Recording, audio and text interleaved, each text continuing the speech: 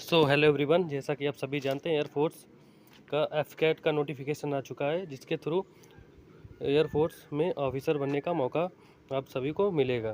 तो जितने भी बच्चे एफकैट की तैयारी कर रहे हैं, जिनका सपना होता है एयरफोर्स में जाने का, वो भी ऑफिसर लेवल एंट्री पर, तो उन सब के लिए बहुत ही बढ़िया गुड अपॉर्चुनिटीज़ आ चुकी है निकल कर। एयरफोर्स एफकैट के द्वारा इस बार बम्पर वैकेंसीज़ हैं और बढ़िया इस बार एयरफोर्स का नोटिफिकेशन आ चुका है और बम्पर वैकेंसीज़ हैं। आप सभी के लिए बहुत ही बढ़िया अपॉर्चुनिटी रहने वाली है इस बार। आइए देखते हैं डिटेल नोटिफिकेशन और पूरी जानकारी इस वीडियो में आपको मिलेगी एयरफोर्स एग्ज़ाम्स के रिलेटेड। जितने भी एग्ज़ाम्स होते हैं, defence exams and other exams, सभी के बारे में डिटेल इन्फॉर्मेशन आपको मिलने वाली है। आइए देखते हैं इसमें अप्लाई डेट कब से करनी है और क्या इसका मेडिकल प्रोसीजर रहता है, क्या इसका एग्ज़ाम पैटर्न रहता है, सभी चीज़ें डिस्कस करेंगे। ठीक है, इस बार वैकेंसी जो है बहुत अच्छी खासी आई हैं और इसमें जो कोर्स है वो आपका 2 जुलाई 2026 के लिए इनटेक आपका एयरफोर्स का होने वाला है और इसमें एनसीसी स्पेशल एंट्री भी इस बार इंक्लूड करेंगे। पहले क्या होता था, स्पेशल एंट्रीज अलग से आती हैं, लेकिन इस बार इसमें स्पेशल एंट्रीज यहाँ पर दी गई हैं। ठीक है, और इसमें एज रिलेटेड सारे डाउट्स क्लियर करेंगे और कब से कब तक फॉर्म अप्लाई होना, ये सारी बातें करने वाले हैं वीडियो में। तो वीडियो में बने रहिए, ज़्यादा तो आराम से देखते रहिए और बताएंगे क्या क्या आपको किस पोस्ट पे कितनी वैकेंसीज हैं, कौन से बच्चे कहाँ एलिजिबल हैं, जिनको चश्मा लगा है वो कौन से पोस्ट के लिए एलिजिबल हैं, और सभी डिटेल में जानकारी में बात करेंगे। ठीक है, तो सबसे पहले बात करते हैं कि ऑनलाइन फॉर्म कब से तो ऑनलाइन एप्लीकेशन इसका किस इनटेक के लिए, इसका इनटेक के लिए जुलाई इनटेक 2026 के लिए। इसमें क्या शॉर्ट सर्विस कमीशन यानी शॉर्ट सर्विस कमीशन के थ्रू और परमानेंट कमीशन दोनों यहाँ पर रहेंगे। ठीक है, यहाँ पर ग्राउंड ड्यूटी टेक्निकल और ग्राउंड ड्यूटी नॉन टेक्निकल की ब्रांचेस भी और एजुकेशन की ब्रांचेस में को शामिल किया गया है। तो सबसे पहले बात करें एफकैट एंट्री के थ्रू कौन कौन सी पोस्टें होती हैं।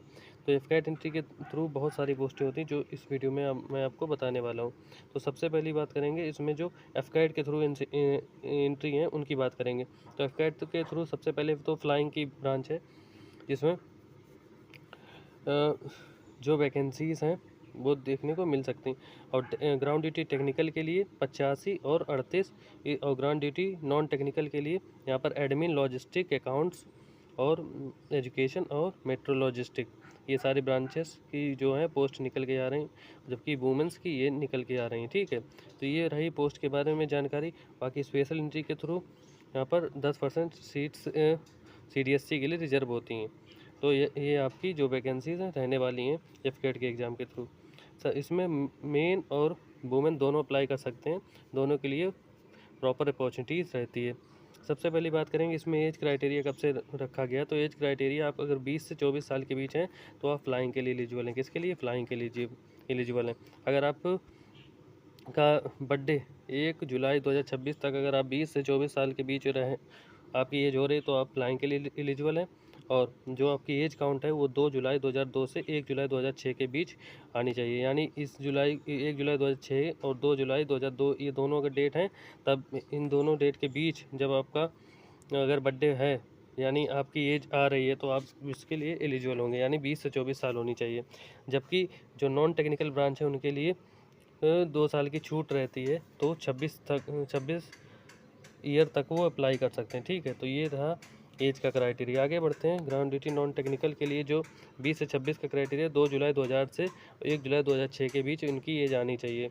तो ये रहा आपका एज का क्राइटेरिया। आई होप आपको एज का क्राइटेरिया क्लियर हो गया। इसमें क्या होता है कि फिजिकल और मेडिकल के बाद ही सिलेक्शन होता है। सबसे पहले यहाँ पर क्या होता है, इसकी ट्रेनिंग कहाँ होती है, तो ट्रेनिंग आपकी 62 वीक्स की इसमें ट्रेनिंग होती है। ठीक है, और एयरफोर्स एकेडमी डुंडीगल हैदराबाद में आपकी इसकी ट्रेनिंग होगी। ठीक है, और जो नॉन टेक्निकल हैं उनकी 52 वीक्स की ट्रेनिंग होती है। ठीक है, एयरफोर्स की। IAF ऑफिसर को कितना पे कमीशन मिलता है, यानी कितना आपको सैलरी मिलने वाली है।